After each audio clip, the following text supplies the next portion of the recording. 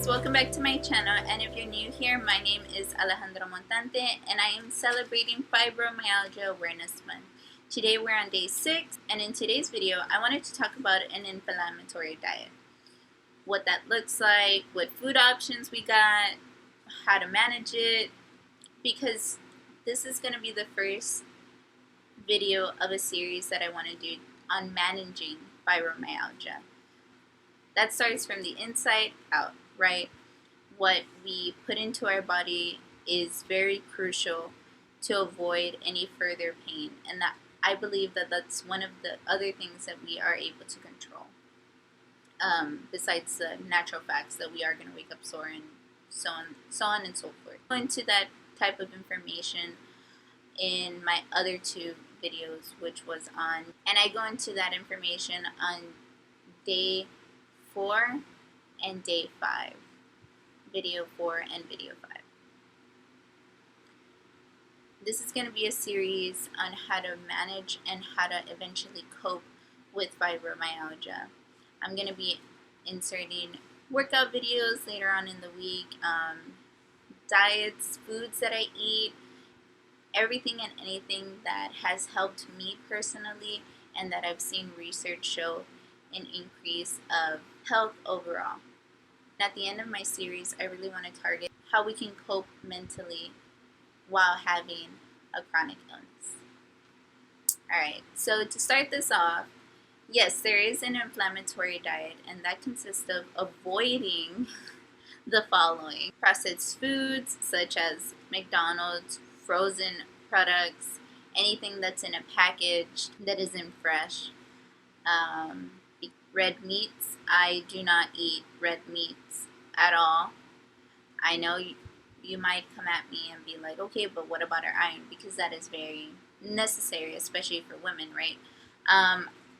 I do have low iron deficiency, so that means I have to take vitamins, right? But I also incorporate other foods into my diet that will allow me to obtain the iron that I need. So some of the foods that I do consume is a variety of seafood, from shrimp, clam, fish, any type of fish, octopus, you name it. And the types of vegetables I eat are spinach, sweet potato, pea, broccoli, kale, and string beans. There are also 3 other vegetable options that do have high iron in them, which are beet greens, dandelion greens, and collards. I've never heard of that vegetable. I'm going to insert a picture right here. Like I had mentioned, red meat, not good for somebody who has a chronic illness. Another thing to avoid are refined grained products. Yeah, meaning wheat bread and white bread. I would always eat wheat bread ever since I decided to switch to a more healthy diet. Turns out that I can't even eat that either. So instead, you could be eating any form of vegetable products, such as vegetable-created pasta. But you need to look at the ingredients and see if it is made out of wheat. And if it is, so sorry, but the best replacement for pasta are those spaghetti squash. Spaghetti squash, once you cook it in a pan and start sauteing it with any other sauce, I will get into the sauces right now. Prepare to be devastated again. But it genuinely tastes like pasta. I cannot notice the difference, besides obviously before I cook it, but once it's already cooked and you're already mixing every other vegetable and the meat tastes great. So don't be put off by it. I know that it is very expensive if you are going to buy the spaghetti squash store-bought, but you can totally make it at home. Have I made it? No. I have yet to make. In my defense, I hate cooking. So I just mix a lot of vegetables and simple everyday stuff. Another thing to avoid are sugars. Any form of sweetener, ranging from just general sugar all the way to honey. When I heard honey, I was so sad. So then I switched to agave honey, right? Replacement of honey, or agave syrup.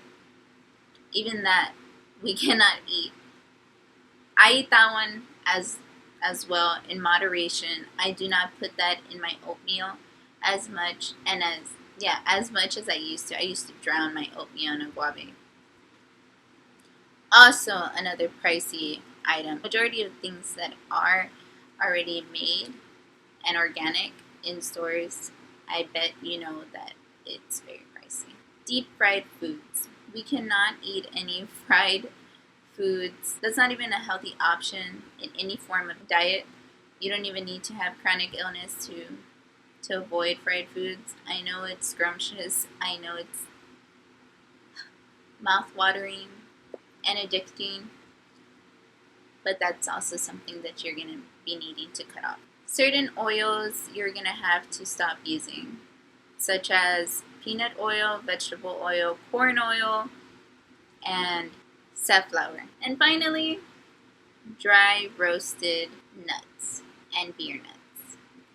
I don't know what are beer nuts. And that is an inflammatory diet.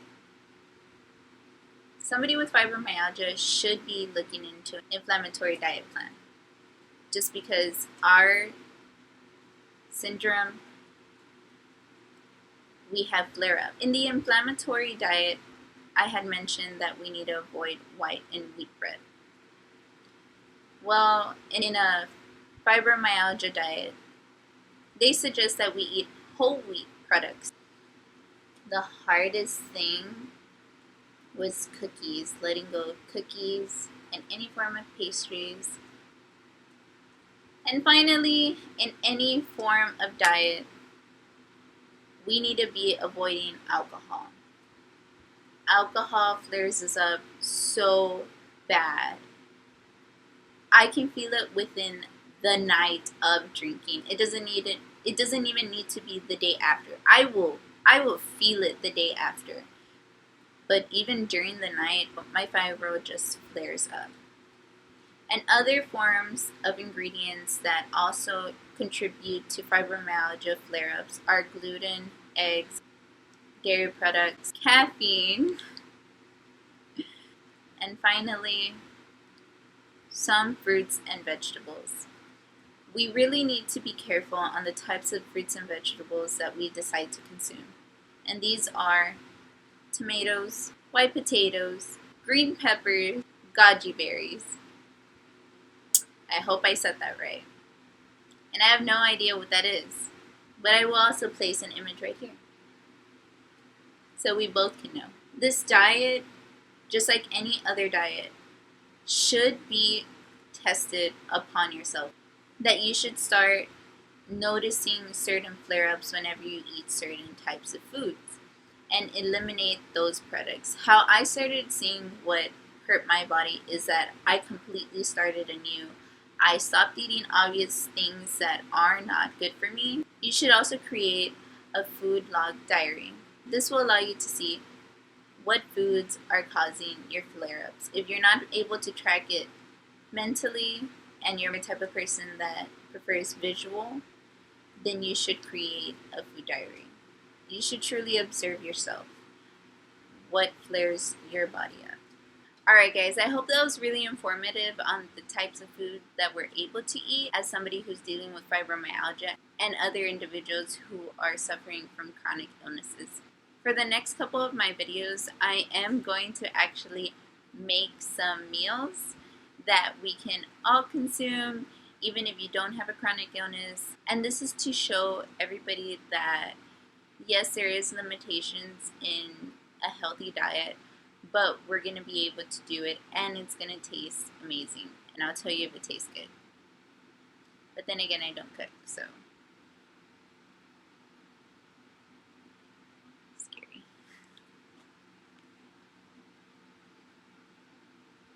But thank you so much. Thank you guys so much for watching. Thank you again. Thank you again for, thank you guys so much for watching. Thank you guys. Thank you so much for watching and making it to the end of the video. I hope to see you guys. Thank you guys so much for watching. I really appreciate you guys making it to the end of the video. I hope this was really informative, and I hope to see you guys in my next video. Keep on being amazing. Changes are going to happen, and you just have to roll with the punches. Alright guys, I love you so much with all my heart. Have a wonderful day. Bye.